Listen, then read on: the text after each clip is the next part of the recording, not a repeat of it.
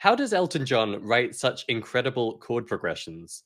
What is it that made Lennon and McCartney songs so distinctive so that they became the songwriting legends they're now known for being? And what does Sting and Radiohead do differently in their songwriting that you can learn from? These are just a few of the fascinating topics covered by Benny Romalis and Keppy Coutts on the popular YouTube channel How to Write Songs. And today I'm joined by Benny for a mini interview that I think you're going to love.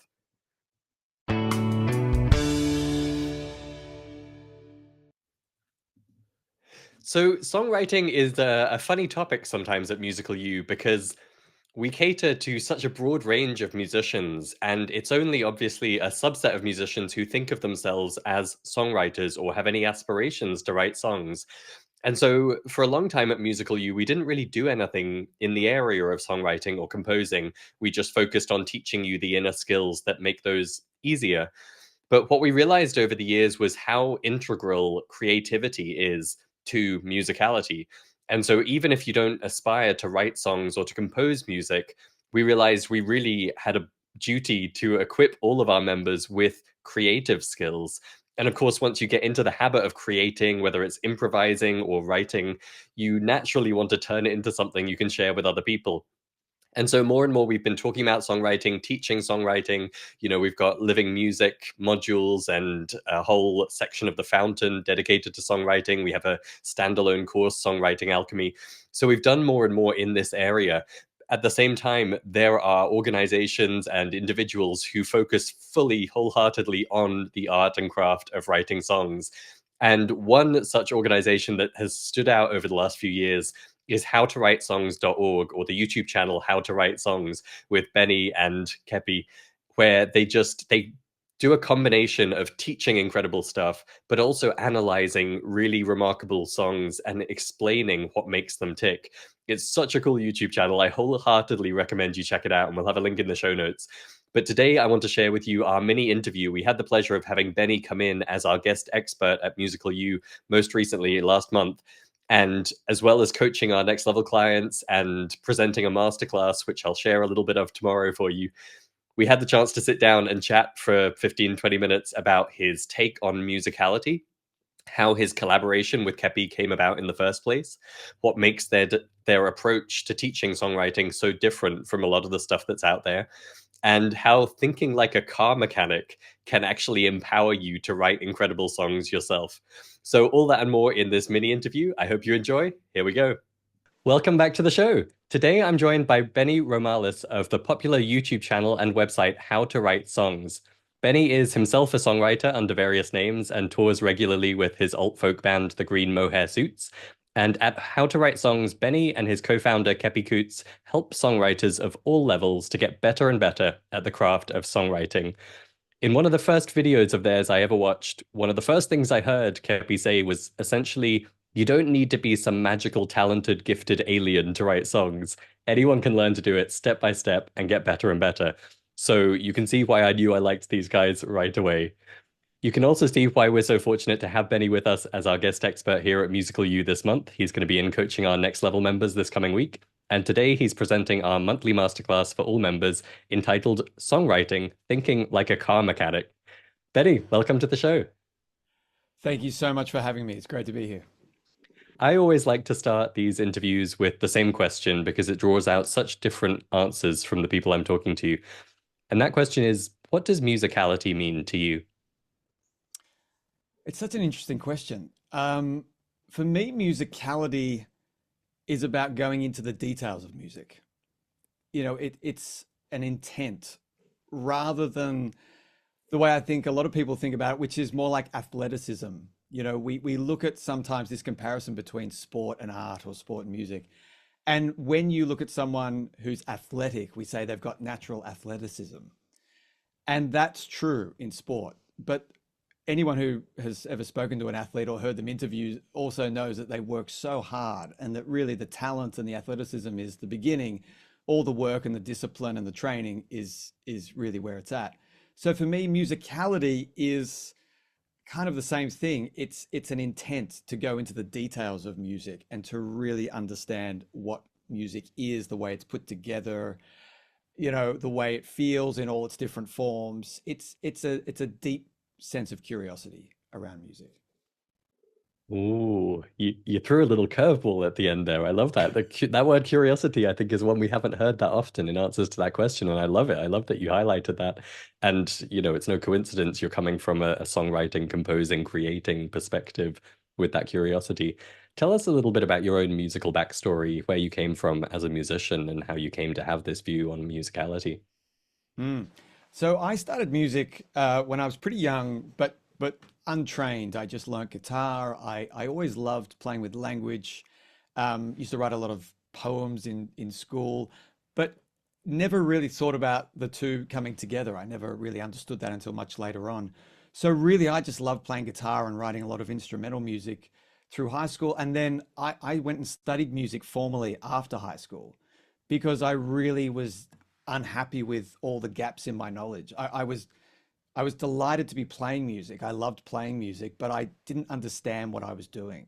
I felt very frustrated by the limitations of my own knowledge. And it's not that knowing what you're doing is necessarily required to make music, but I was frustrated by repeating the same things over and over and not feeling liberated to go other places. So I studied, pardon me, I studied music at college for 3 years, had the most incredible experience, met my future wife there, met some of my best friends there. And then I came back and I just gigged a lot and I played a lot of music and I did lots of shows. And really, I think doing like 3 or 4 shows for 3 or 4 shows a week for about 4 years really kind of put all of those things from college into practice in such a tangible, visceral way, and taught me so much about how to put together songs, how to arrange them, all the different ways you can perform them. Amazing feedback when you're playing a song and you see people kind of just not paying attention anymore, and you go, "That's interesting because that part of the song, that bridge really isn't working," or vice versa, where you see people really engaged and you start to think, okay, why at this moment of the song? What is it about this song and this moment of the song that is capturing people? So that was huge for me. And then I went and studied film and TV as a postgraduate study. I just have always been in love with instrumental composition and film composition. So I did that. And then from there, all of these projects started to come out of, well, not out of nowhere, but just through these relationships I'd been building. So it ended up with me, it ended up with me essentially working a lot in this room, and starting to really create a lot of music for film and TV and different kind of audio visual projects. And at the same time, doing a lot of songwriting with the Green Mohair Suits, playing with them, and eventually what Keppy and I do now, which is to really double down on the art and craft of songwriting and how to teach that. Very cool. And when you were talking there about, really noticing what makes the audience like perk up or tune out, Yeah. I think highlights one of the things I think is so remarkable about your YouTube channel in particular. I may or may not have been binging a lot of your videos recently, and you guys have a great methodology around songwriting, but you also bring in all of these analyses of popular artists and popular tracks and ask that question of, what are they doing that's interesting or different? Mm. Tell us a little bit more about that collaboration with Keppy, where it came from, and what you guys are up to at How to Write Songs. Well, Keppy and I have been friends for over 20 years. So that really helped when we decided to actually start a business together. So we've been friends for a long time. We've played a lot of music together. Um, Keppy was actually, she was there with me when I went to Montreal, when we were 21, I think, and I saw the Montreal Jazz Festival. And that was a huge moment, literally 20 years ago. That was a huge moment where I then came back to Australia and said, I'm going to study music. I'm going to really study music because I had just spent 2 weeks immersed in just some of the best musicians and music makers I had ever seen or heard. So we've been together on this musical journey for 20 years. About 3 years ago, during COVID, a lot of things happened during COVID, obviously, but it was one of those things where Keppy and I have both been lecturing for a long time. She's been lecturing at various institutions. I've been teaching at various places as well. We were both just getting a little frustrated with the rigidity of the system of teaching in that kind of education system. And they're amazing places to actually work and so much fun interacting with the students. But it was just one of those things where the time had come for us to think about doing something else. And together we started talking about this idea of what happens if we start taking all of this material that we've been collecting and building and creating over the last 5 to 10 years as lecture material and start putting it on YouTube and just see what happens. It really was a let's see what happens kind of situation. So that's how the whole YouTube thing got going. And as that became bigger and bigger, and as we got better at YouTube, we were terrible at the beginning. We were just, it's one of those, it's one of the steepest learning curves I think I've ever been on. But as that got going, it really then gave us permission to start thinking about what else we could do in terms of how else could we deliver content to people who are craving this kind of information? How else could we then connect with people who want to talk about songwriting more, who want to talk about the realities of writing songs and making music and creative work, doing good creative work? Because we're not just thinking about this very niche thing of songwriting. We're also interested in people's approach to creativity, their philosophical approach to creativity, but the very practical, tangible, day-to-day things they do to feel creative and feel inspired and proactive and all of those things. So it's really been an evolution over the last 2 years that began with YouTube and has now expanded into a much bigger, business. Wonderful. Yeah. And I believe you just wrapped up your Accelerator program where you were really kind of in the trenches with budding songwriters, helping them day by day, right? It was amazing. We launched a 6-week program called the Accelerator program to, again, just give songwriters an opportunity to go deep into songwriting in a very condensed form. I mean, 6 weeks is kind of a long time, or it depends how you want to think about it. It's not that long over the course of a It's a year. long sprint It's to a be long sprinting sprint. for Yeah, 6 weeks.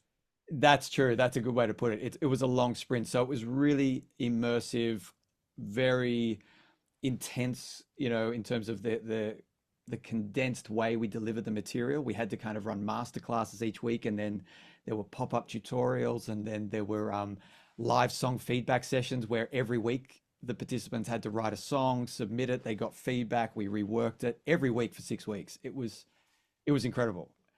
And that just gave us more confidence to reach out to more people who really do love songwriting, but feel like they're not sure how to create a deliberate and consistent, I guess, process.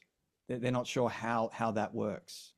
So that's what we're really trying to do with those kinds of programs: help people feel a sense of consistency and make deliberate choices around their songwriting and their music making, so it doesn't just feel random. Wonderful. Yeah, we talk a lot at Musical You about the kind of, I love YouTube, but the YouTube wilderness, a lot of music Yeah. learners find themselves jumping from video to video, trying to cobble something together and getting conflicting views. Yeah. Apart from that kind of clearly structured, holistic approach, is there anything else you would say distinguishes the approach you and Keppy take? What makes How to Write Songs so different and so popular, would you say? I think all the time we spent lecturing in colleges really taught us the value of pulling apart an idea and trying to explain it in the simplest possible way. Because what you learn when you're in the classroom and you've got 20 students who are eager to understand a concept, but really there's a distance, I think, that is created with terminology. If I start talking in music theory terminology, you learn very quickly. It's almost like doing those gigs where you see the people leaning in or sort of falling asleep during a song. You see very quickly in a classroom of 20 students whether or not the concept is landing or not. And I think the more we use complex terminology to describe music making, sometimes the further away we get from understanding, it creates a bigger gap. So I think going through that process for 10 years, Keppy and I separately in our own institutions, but talking about it a lot, really gave us a desire to never shy away from breaking down a complex idea into its simplest possible, construct, or the simplest possible terms, with the desire to help anybody understand it, regardless of how good their music theory is, or how much prior knowledge they have. And that really helped us on YouTube. But the other thing we then decided to do was to make our brand known for describing the things that no one else really wants to describe. So most, melody is a classic example where so many videos you watch and so many courses you do, when it comes to melody, everyone's happy talking about chord progressions, and here's a diatonic chord progression, and here's a borrowed chord, and let's talk about lyrics and his rhyme scheme, and you can sort of put it up on screen and talk about it, and it's everyone's usually following along. Then when it comes to melody writing, you hear so many artists talk about the fact that it just came to them.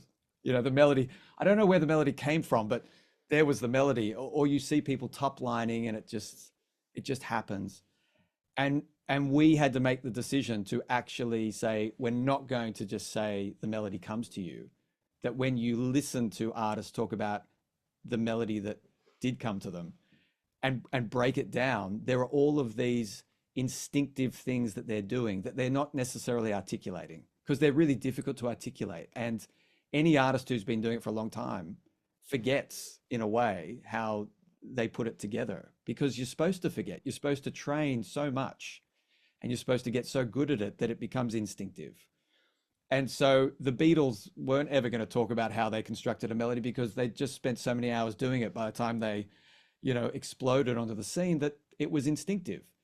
So that is our brand differentiator. I think we give language to the things that are really difficult to describe, and we try and break down and articulate the things that a lot of people won't articulate. Love it. And I know there's going to be a lot of people watching or listening who at this point are itching to go check out your stuff. We'll, of course, have links to howtowritesongs.org and your YouTube channel in the show notes. Give people an idea of what they'll find there, what they can dive into when they want to know more about you guys. So the YouTube channel is obviously where you can find a lot of our content. And really, the YouTube channel, our only intent with the YouTube channel is to give as much value as we can on a topic in 10 to 12 minutes. It's sort of one of these games we now play with how much can we pack into a script and then deliver. So that's a lot of fun. But what it allows us to do is give people access to this kind of information, so that we have a shared language around songwriting and around music making. And then if you go to the website, what we've started to do is really create a lot of different ways that people can engage with us with songwriting.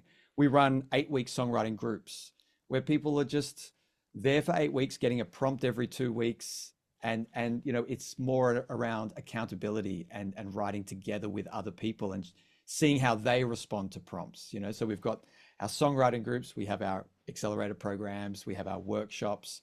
Really, the website is probably the best place to find all the different products, but the products are simply there in different forms because everyone likes learning in different ways. So some people love dipping into 90-minute workshops because they just want a small taste of something. Other people like a 6-week program. It's really there to suit your taste. Fantastic. Thank you. And I can see people are lining up in the waiting room ready to join the masterclass. Give people a little taste of what you'll be sharing in that masterclass today. It might be my favorite masterclass title yet. Yeah, that's a result of, playing with titles all the time on YouTube. I think Keppy and I think in titles now, 50% of our days. How to deconstruct songs and think like a mechanic is really around this idea of coming back to the thing you asked before about what's a differentiator for our brand. We believe very strongly in not just blowing off creativity and saying it either happens or it doesn't. You either have it or you don't. We believe that it's like anything. You can develop processes, you can develop habits, you can get better through repeated, exercises and intent. So deconstructing songs thinking like a mechanic is this idea that whenever you meet a mechanic, whenever you go and you take your car in to get serviced, they really understand cars because they've pulled them apart.